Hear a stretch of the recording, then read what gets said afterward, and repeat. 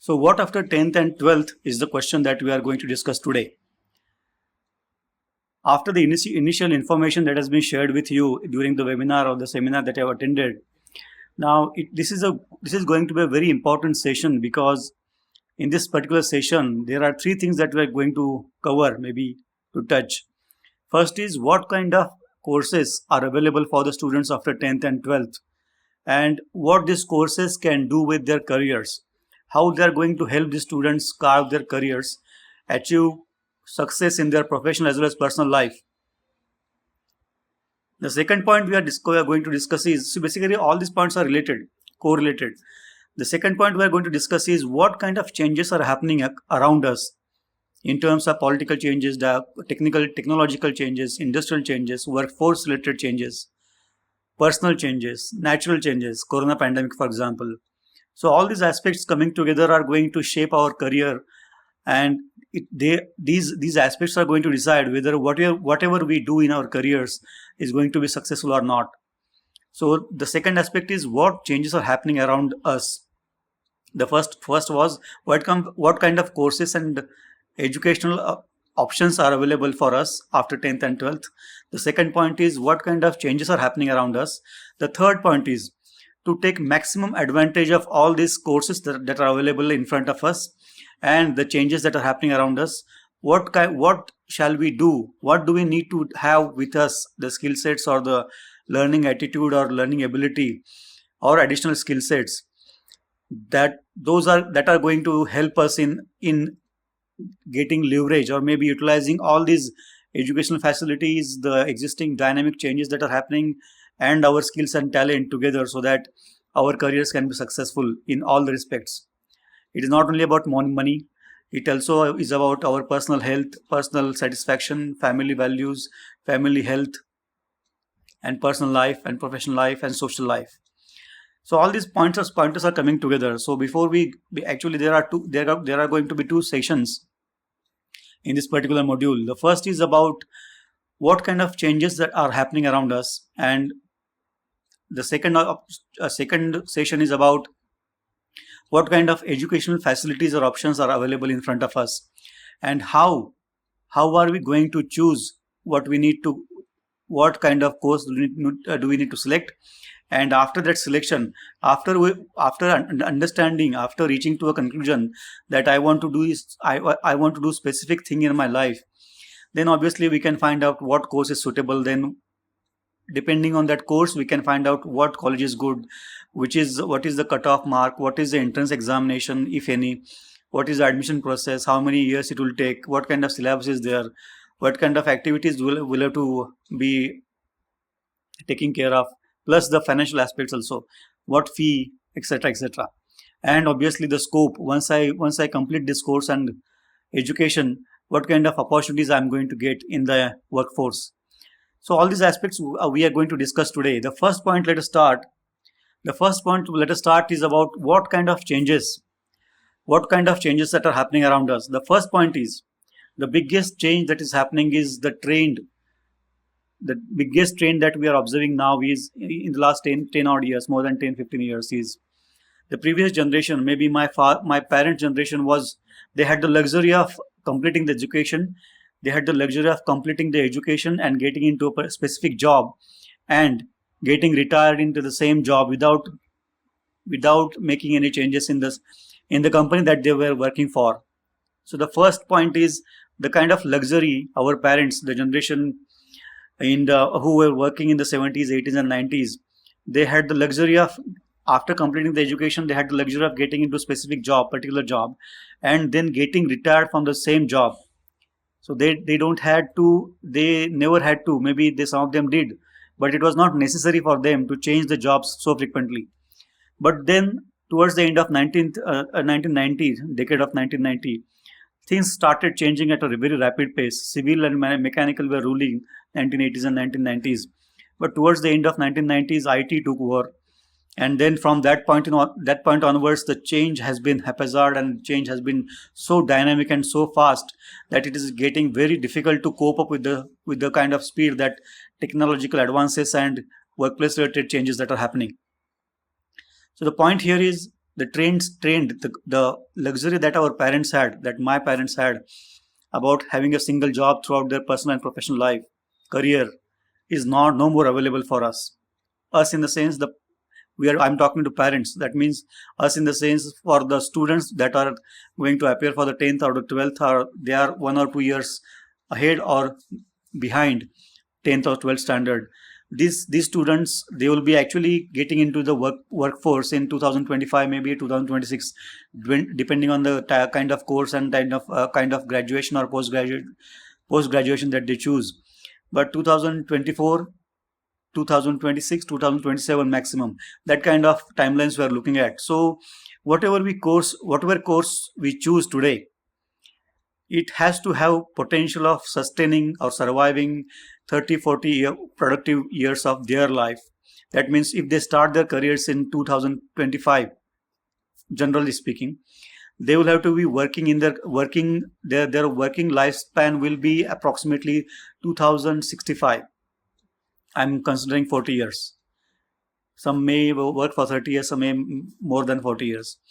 So this is kind of time frame that we are looking at. So my first point is the luxury of, if at all, any of the parents that are listening to this, or any of the students are thinking that once the education gets completed, I will get a specific job, or my child will get a specific job, and then he or she will happily work in the same job and get retired. This option is no more available for any of the candidates that are going to appear for 10th or 12th. The reasons are many, and some parents may agree or may not agree. That is perfectly fine, as long as we think about all these pointers. Our objective of the discussion is successful. It is absolutely not necessary that we should agree with each other. That is perfectly fine, but at least we need to think about all these aspects. I may be wrong. Hopefully I should be wrong in this case, but I'm not. So the point here is, once a child, the students that are approaching 10th or 12th, or they have already appeared for 10th or 12th, or they have already passed 10th or 12th, once they start working, the kind of changes that are happening, the technological advances, the changes in the demand supply dynamics of the marketplace, then the expectations of the customers from the product or services that the companies are offering, the expectations of the companies that are offering these products and services from the clients in terms of commercial or other aspects, and the kind of expectation, general, overall industrial or social or political expectations, or personal and natural expectations from each other, those are changing at such a fast pace. It will be very difficult to sustain beyond a certain point in time if we don't align with all these changes. If we don't align our skill sets and targets and objectives with all these changes happening around us, then we'll be left behind. This is very important to understand before we actually get into what after 10th and 12th, because the situation is changing very fast. I'm repeating. I've already repeated this for 3 or 4 times, but it is very important to understand this. The students that are appearing now, the students for whom this session is arranged, they will have to change their profiles, they will have to change their skill sets, they will have to change their locations, they will have to change their workplaces, they will have to change their offices, they will have to change their companies multiple times, because of the expectation mismatch, or the expectations they have from the employee having expectations from the employer, and employers changing expectations from the employee. This is very important. So first point was, luxury of one job for a lifetime is no more there. So the second point is evolving global workplace. Now, when I say evolving global workplace, I need to share some important reports, maybe a section of report with you to support this point, because the way we work, the nature of our work is changing at a very fast pace. The kind of work that I used to do in 2010 is no more available now. It is all getting automated. It is all getting digitized, etc., etc. I have just given 2 examples, but the kind of work that we used to do and the way we used to do the work are completely different now. And this is going to get even more fast and even more dynamic as we progress in 2021, 22, 23, 24, 25. So just to support this, let me just show you a international labor organization ILO's report, which actually collaborates, or which actually supports this argument that I'm putting in front of you. So this is the point that I wanted to. So this is the point that I wanted to share with you. If you look on the, let me just zoom it a bit. If you look on the left side, when I'm saying platforms are changing, the platforms or the foundation on which we used to work are changing at a very fast rate. You will be surprised to look at this. The digital platforms wherein all these people are supposed to work, utilizing all their education, experience, knowledge, skill sets, sincerity, hard work, etc., is changing at a very fast rate. The first point is the way we work. As I said, the way we work and the foundation, the platform that we use to or do all this work are changing. The first point is services offered. Types of digital platforms, if you look here, provide services to individual users. The employer is providing services to the individual user, the end client, as they say. Social media platform is Facebook, TikTok, Twitter. Electronic payment platform is PayPal, Paystack, Paytm. Crowdfunding platforms, other digital services platforms, news media, entertainment, Apple TV, BuzzFeed, Netflix. Advertising, Gumtree, OLX. Search information, reviews, Feedly, Google search. Rental goods, Airbnb, Homestay, Make My Trip. Communication, Skype, Viber, Zoom. Applications, Marketplace, Apple App Store and Aptoid, Google Play Store. Then mediating the work. As I said, if you look here, the first point was providing services to individual users. The company is providing services to the individual user directly.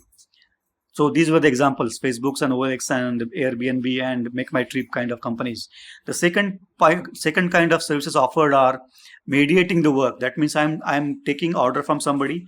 I'm basically working as a bridge between a person who is providing the services and products and a person who needs, the client who needs products and services. So I'm basically being a bridge, I'm working as a mediator between the supply section and demand section.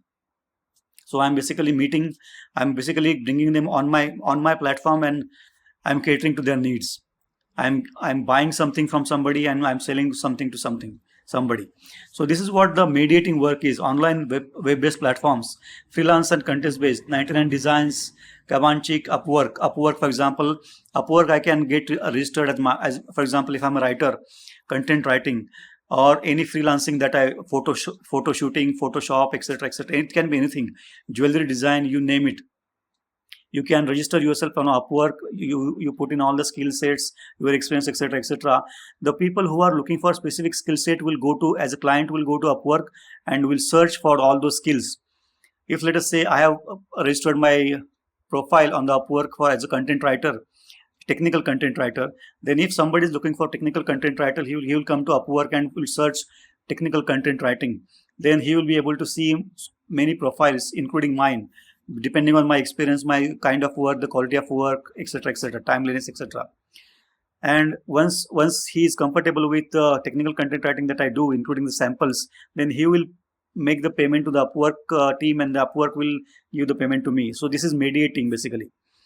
The other example is microtask, AMT, click worker, micro workers, competitive programming, code forces, hacker rank, top coder, medical consultation, one doc 3, doc online, MD live. So these things are actually reshaping everything that we do in our lives.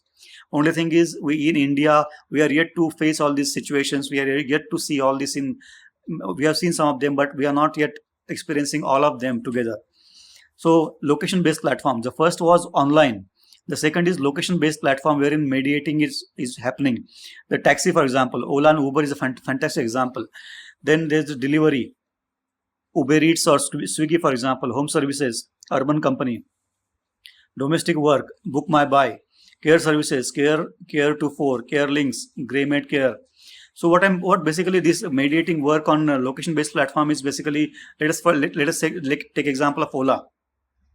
Now, Ola and Uber are so huge companies, but they do not own a single car for the services purpose. They are basically mediating between the car owners and the drivers and the clients who are looking for pick up and drop. So the clients are getting logged into the Ola or Uber app, app or the system, you for stating that I want to go from destination A to destination B, place A to place B, and then the same information is processed by Ola and Uber, and they try to find out who is the nearest driver or car owner who is present geographically. So this specific call is given as an option to the driver, who either accepts or rejects it depending on his availability. So once he accepts it, then the car reaches to a GPS, geo his the location of the client, and then he is picked up and then dropped at the specific location that they are looking for. So this kind of mediating services. So Ola and Uber do not own many cars, any cars for that matter. So this kind of situations are happening. So the kind of digital platforms that are changing, the mediating, the kind of nature of work we are doing is changing, etc., etc. Now the third point is facilitate and mediate exchange, business to business platforms. As of now, the mediating, the first two options that we saw, provide services to individual users and mediating work, it was basically aimed at end user. The next point is facilitate and mediate exchange, business to business platform, retail and wholesale, Alibaba, Amazon, etc. As you are aware, manufacturing marketplaces, any factory, laser hub, Zometry, agriculture marketplace and analytics, agri marketplace, farm Cowdy, Ninja Cart, etc. The next point is mediating work and providing other services, hybrid digital platforms. So services provided include delivery, taxi, retail, entertainment, electronic payment, etc. So these things are changing the way we work and the way we look at employment,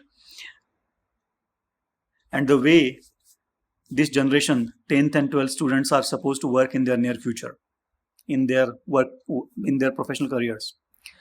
Let me give you one more example. So evolving global workplace. The second point that I'm going to show is about the kind of job opportunities that are getting generated and the locations where these job opportunities are getting generated. Just a moment.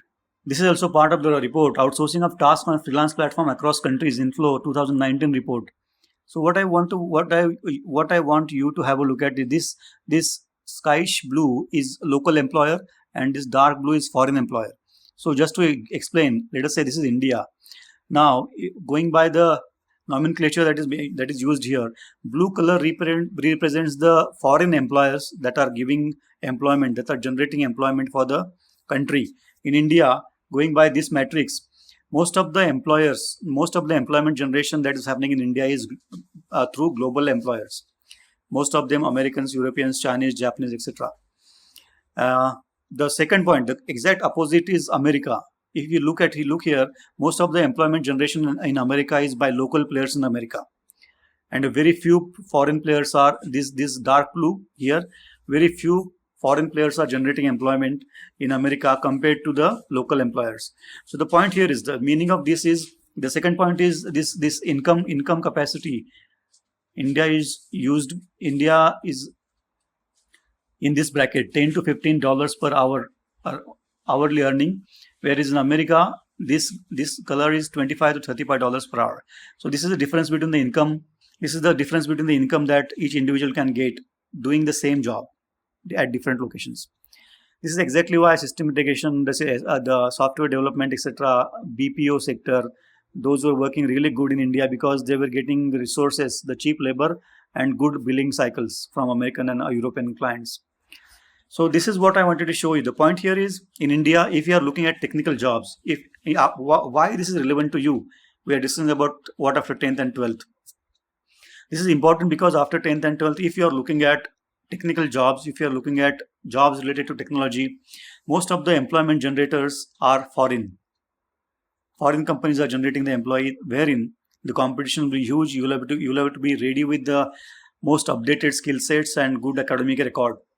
This is the important point that I wanted to share using this specific outsourcing of tasks report. The third point that I wanted to share with you is, I want you to have a look at this.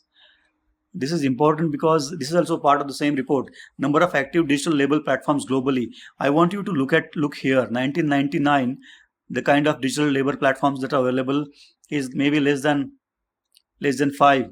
But if you look at in the next 20 years, we have reached 383 digital label platforms. The kind of geometric progression that we can see here is astonishing. is amazing, and the kind of this growth, this graph is going to be very steep in the coming future. We have stagnated because of corona pandemic across the globe, but for the people who are in 10th and 12th, wherein they are targeting their work cycle to start from 2025 to 2026, this is where they are supposed to work. If you are not planning for government jobs, this is where you are supposed to work.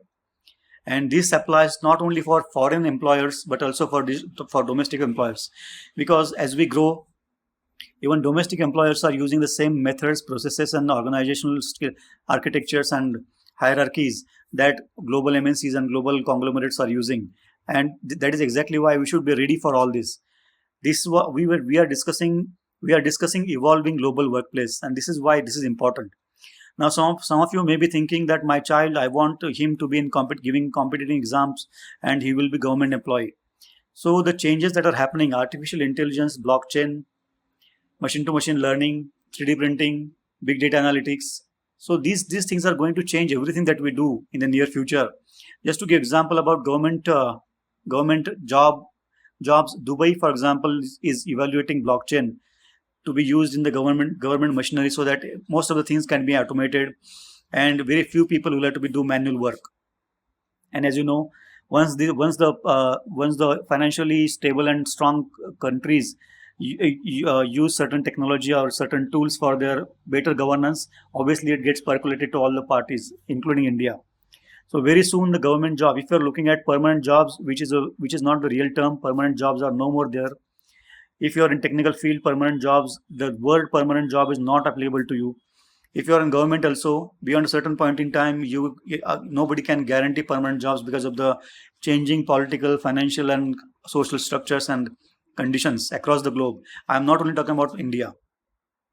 So this is how the things are changing. So these new technologies that are coming, artificial intelligence, kind of genomics and blockchain and 3D printing and big data and analytics, this kind of things are changing the way we work beyond recognition. Basically whatever we are doing now, I could not have imagined this in 2005, that I'll be teaching, or maybe I'll be having online sessions with so many people at the same time. This is exactly what we are doing from the confines of comforts of our home. If you look at the lighting, it is not so dark, it is not so very studio like, because I'm at home. And this is what exactly we are doing. So the point here is evolving global workplace. Luxury of one job for a lifetime is no more there. The next point here is man versus machine. Whatever we do now is going to change drastically because the involvement of artificial intelligence, software programming, and robots, genomics. So everything is going to get automated. Most of the things are, everybody is basically trying to enhance their productivity and efficiency and profitability by using machines and automation and artificial intelligence, so that less and less people should be made to work in the organization, so that the salary structure, etc., the burden reduces and the profitability increases. Now nobody can stop this phenomena, because companies are basically non looking at profits only, and we are supposed to work there. So man versus machine, why this point is here is, why this point, man versus machine point, came to picture, because why this is relevant to our topic, what after 10th and 12th. So my point here is, whatever we do, including the technical education that we take, our skill set should be focused, or our skill set should be customized towards things or entities or processes or technologies that a machine cannot replicate. The kind of skill sets that human beings have: critical thinking, creativity, decision making, then emotions, all these pointers. Whatever we do, if the machine, the robo, and the softwares cannot do it, then our jobs are safe. On the other hand, if whatever I do, or for example teaching, education, if machines, robots, and softwares cannot do any of the things, then I can be a good educator, or I can be in a better career, because my job will not be automated. My job cannot be automated. Now the technocrats are already desperately trying to do all this. For example, IBM Watson. If we can give medical reports to the IBM Watson software or the IBM Watson system, it can give you diagnosis reports. If we are giving, as an advocate, if I am giving all the references and all the data about specific case, which will take my colleagues will take 4 or 5 days to go through all the references and prepare a report. IBM Watson can get all the data and do it in 4 hours. So this is where the world is going, and this is where we are supposed to go in the next 5, 10, 15 years.